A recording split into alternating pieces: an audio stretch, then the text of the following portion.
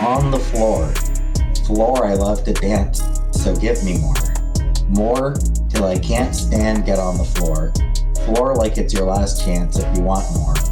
More than here I am. Hello, Foodie Beauties. Hello, my little love muffins. Brushed my hair a bit for you guys this time, and I know I'm beezing today. I'm just gonna tell you right flat out. I was super craving a big harv.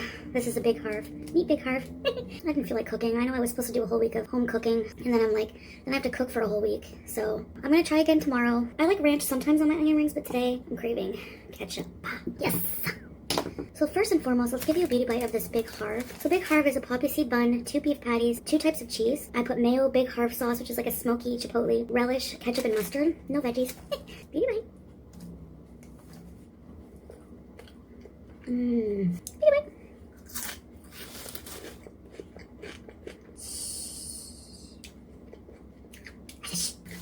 I love doing that. So I thought I would start doing that, my story of my life kind of thing. I'm just gonna go through my whole life.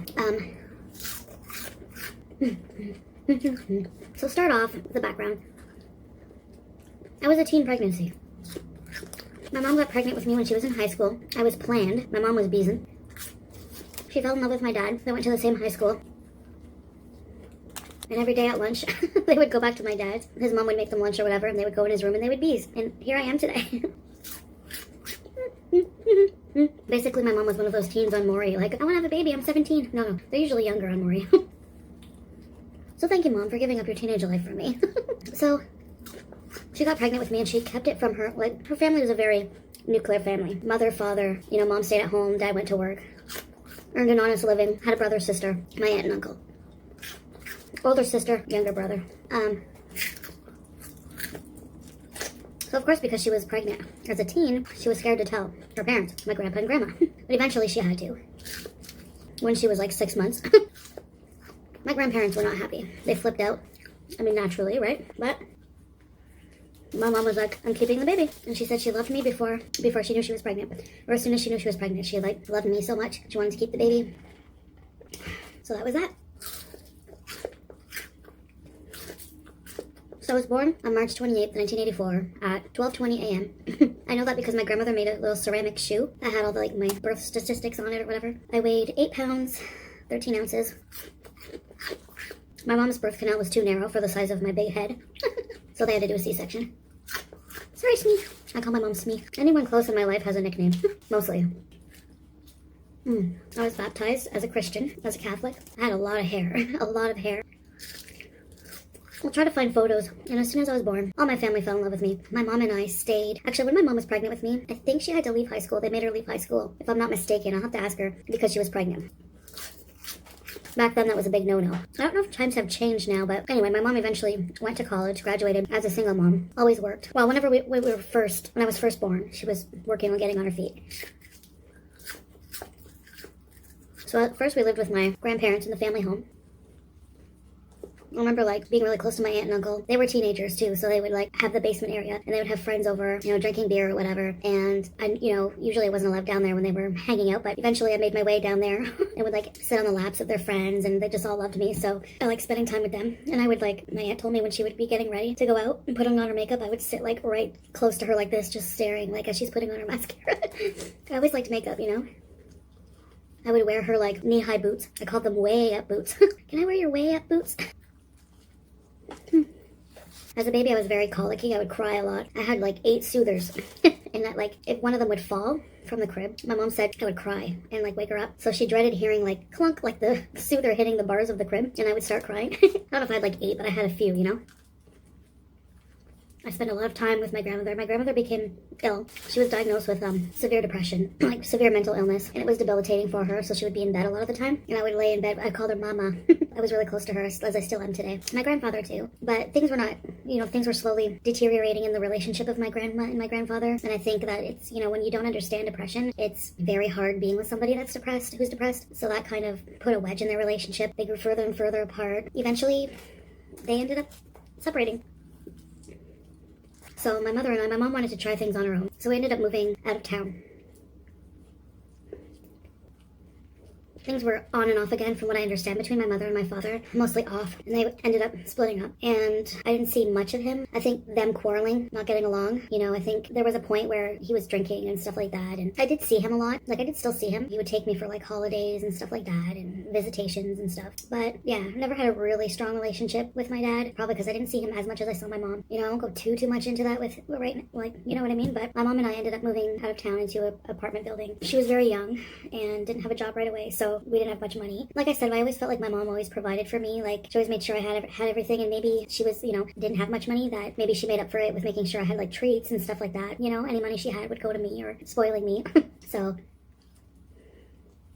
I remember the first apartment that we moved into. I still drive by it sometimes. It was in Ottawa. It's not really the nicest building. I don't remember what our apartment was like, but I remember like routinely, and this was frightening for me as a kid, routinely there was like a fire alarm that would go off, you know, in like the middle of the night, and we couldn't use the elevator. So we'd have to go down. I just remember having to go down the stairs. It was like pitch black. Like, we didn't have a flashlight, I guess. I don't know. You don't have cell phones back then. I'm old. I feel old when I think of that. Going down the stairs, you know, in the middle of the night, just really scared, like terrified. You know, my mom was there, but I don't know. It was just, I always felt like protective of my mom too, because she was alone, a single mom, and she was young. Sometimes I could sense that she was afraid too. You know, as a kid I felt bad, and like it was just the two of us, you know, kind of like against the world kind of thing. So yeah.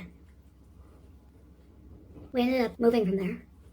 I guess I'll end it there, that chapter. Yeah, if you want to hear more, just let me know. And I'll see you guys next time. Bun on point, check. Hey, foodie beauties. Alright, so let's get to Okay, so I didn't really understand what I was ordering, apparently. So I have a macaroni salad, spicy mayo, pepper mayo, or pepper ranch, I can't remember, their signature gravy, a drumstick, fries, hot wings, and this monstrosity here. I didn't know what this was. I thought it only had one chicken patty. It has two. Oh, it looks so good. It's got like cheese, pickles, sauce, 2 chicken patties. Okay, let's try this. Beady, bite. Oh man, I'm gonna have to dislocate my jaw more than it already is.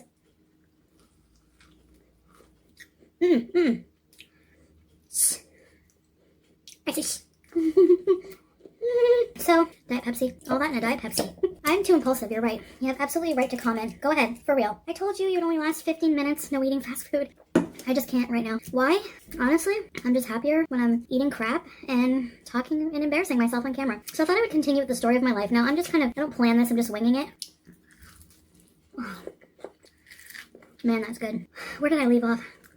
Childhood. So I was with my mom alone for a while. Her and my dad split up. She was young, so eventually she's going to want a boyfriend, right? And naturally, you're getting all your mom's attention as a young one. You don't want to share it. So eventually my mom got a boyfriend. We did not like each other. His name was Sticks. That's what everyone called him. I don't know. I thought he was cool. He was like... he wanted to be a rock star. And this guy, he was obsessed with the band Styx. So the band Styx is the band that sings, "Here I am, rocked you like a hurricane." I think they also sing Mr. Roboto. Domo arigato, Mr. Roboto. Domo. I think. I could be wrong. But like, I remember one day walking through a field with my mom. We moved back to my hometown, had an apartment, and we were walking through a field. Oh, Fry. Hello. Don't escape.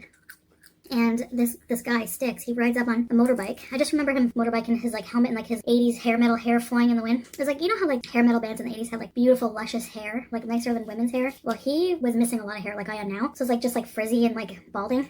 From what I can remember, maybe I was like young, I was like 6. So he comes over, asks my mom out.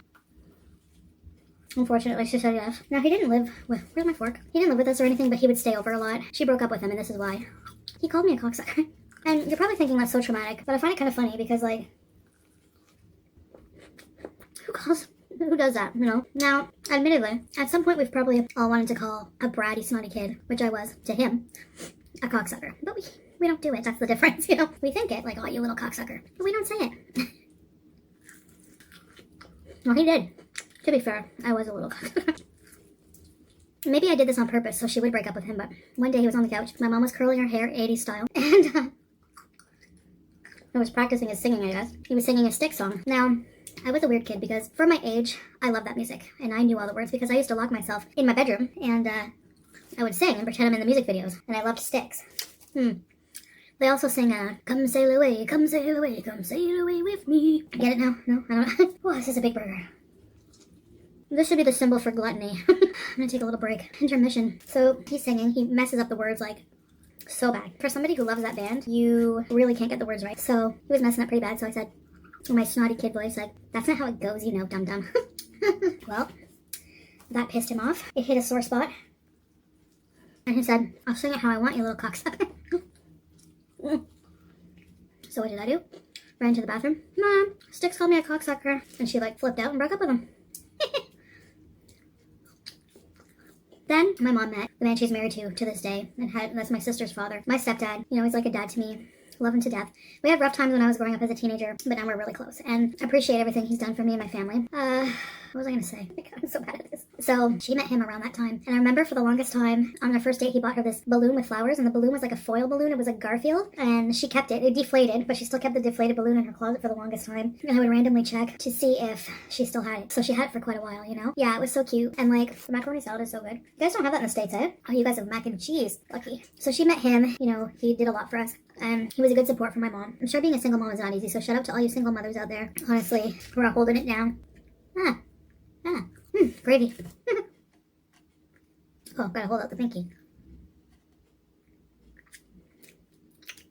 Excellent. Oh well, I'm embracing my gravy drinker. So she met him. I think it was around this time I went to daycare a lot because she would work a lot to provide for us. You guys laugh, I know it's like kind of like a rude joke, but people say you ride the short bus. I rode a short bus to daycare, I remember that. And I used to get sick, like so car sick, and nobody wanted to sit beside me, you know? And so then I would go to school. It was like nativity school or something like that. It was connected to a church. I went to like Catholic French churches my whole life. And they always were connected to a church because we would have to go to mass as part of our curriculum. And my mom found a sitter for me after school. The only thing I remember about this school, I think it was for grade 1 I went there, was chocolate milk. Just having a chocolate milk every day, and the classmate Carlos. Every class has a delinquent kid. This time it was Carlos, and this is gross, so if you don't want to be grossed out, don't listen. He was always so naughty, you know, and always in trouble. They made you stand and sit in the corner, like no dunce hat or anything, but it was really weird. I don't think they do that nowadays. I think that would be like against the law probably, but people weren't as strict back then. I feel so old. He was in the corner a lot. Like I'm pretty sure he started to graffiti the corner at some point. They were like, you know, send him to different corners and he would graffiti them, and it was like, good for you, man, good for you. But he would like throw up all the time just randomly. I don't know if he did it like revenge puke or what, but you'd hear kids like, Madame Carlos a vomi partout. Carlos puked everywhere. So that wasn't fun. You just hear like, oh, it was gross. Anyway, then after school I would go to this babysitter, and I didn't know this lady. I think maybe she just knew my mom, I don't know. It's too hard to eat this thing. I'm gonna like deconstruct it and eat the chicken. She was really nice. She had a husband who I was always really curious about because he spent all his time in the bedroom. And at that age I didn't understand why. It was mysterious to me. Sorry. I feel better. So many people are gonna unsubscribe for that. So basically, I would like sneak bathroom trips upstairs to get a peek, but he was like, one time he caught me and he was like, hi, and he was so nice. And I found out that he had no legs. So looking back today, he must have been really ill and just spent a lot of time in bed, which is really sad. He was such a nice man. And she used to play Uno with me every day. She was so nice. They didn't have kids of their own. You know, they deserved some because they were sweet people. She always used to make, man, this was comfort food after school when you're hungry and cold. Do any of you have a good recipe for this? Comment below, but it's like a tomato rice soup. I'm pretty sure it's just like tomato rice, but it was like really savory and stuck to the ribs and comforting. This chicken is good. I feel so hungry for meat. It's weird. Oh, here she comes. Watch out, boy, she'll chew you up. Oh, she's a man-eater. So basically, lettuce. Get out of here. Basically, then after we moved again, I went to the elementary school that I stayed at till high school. St. Croix, so Holy Cross, also attached to a school. But this one, I think the priest there was like discovered, I think he was found to be a perv. Yeah, that's the one with the pervy priest. Oh man, that school. I told you guys some story times. Our principal would walk around with his like arms behind his back and his stogie sticking out of his mouth, a cigar. And my teacher was named Sœur Louise, like Sister Louise. She was a nun. She was nice. I can't even, we had to study catechism. Catechese. Things are so different we're so different back then. Like honestly, this is gonna be a long video. It's almost like Nick Ocado style. He does long videos. He makes me laugh so effing hard. He farts a lot in his video. And when he like flips out and destroys food, it makes me laugh. I gotta admit, who doesn't love a train wreck, right? Excuse me. I should know, I'm one. No, but he's funny. He's awesome. So, what was I gonna say? Oh, happy Thanksgiving, by the way, to American friends. Okay, I'm done. I'm like so done. I'm full. Throwing in the towel. Not even gonna drink the rest of this gravy. So anyways, I'm just gonna talk randomly about stuff about my life whenever I can. I don't know if you guys like this series, let me know. If it's boring, let me know. I know you guys like TMIs. I can't do them every single day. My life is messed up, but not that messed up. Anyways, guys, thank you for watching. I'll see you next time. Bye!